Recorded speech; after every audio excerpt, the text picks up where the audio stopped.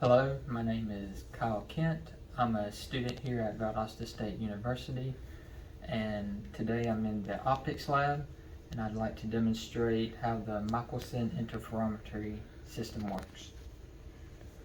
So over here to my right, we have a helium neon laser. It operates at 632.8 nanometers, which is red light.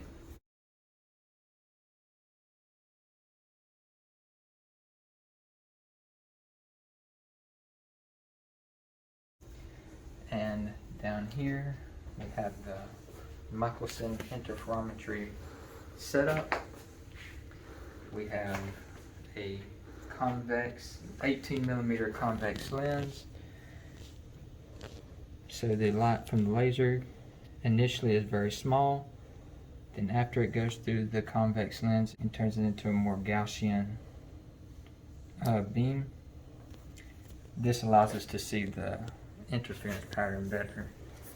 Then after the convex lens, the light comes into contact with the beam splitter, which is oriented in such a way that at 45 degrees, half of the light gets reflected to this adjustable mirror, and then the other half of the light gets transmitted to this movable mirror, which we can adjust the distance with this micrometer tuner. So after the light gets reflected and transmitted, they both get reflected back to the beam splitter on this side where they interfere with each other. And as you can see here, you can see the interference pattern that they create after the two beams recombine. And due to the different path lengths that they took, they can either constructively or deconstructively interfere with each other.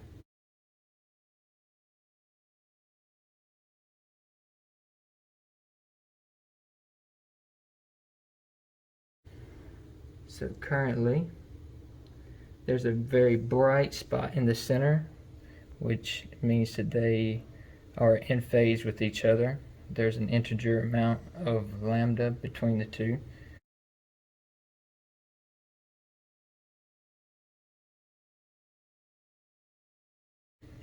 And if I adjust the movable mirror, you can see that a dark spot can appear in the very center, which means that they differ by an odd integer amount of half lambda.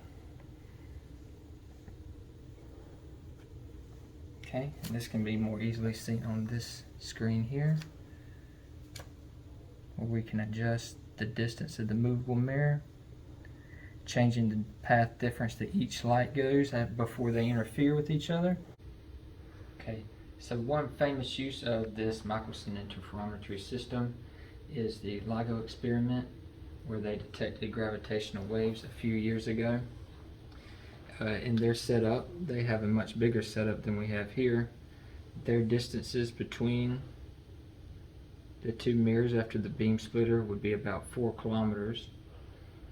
And when they recombine and the waves can interfere with each other, they can detect when gravitational waves due to combining black holes make in space-time, which actually can contract and expand these distances that the light has to travel, and they can detect that in the interference of the light.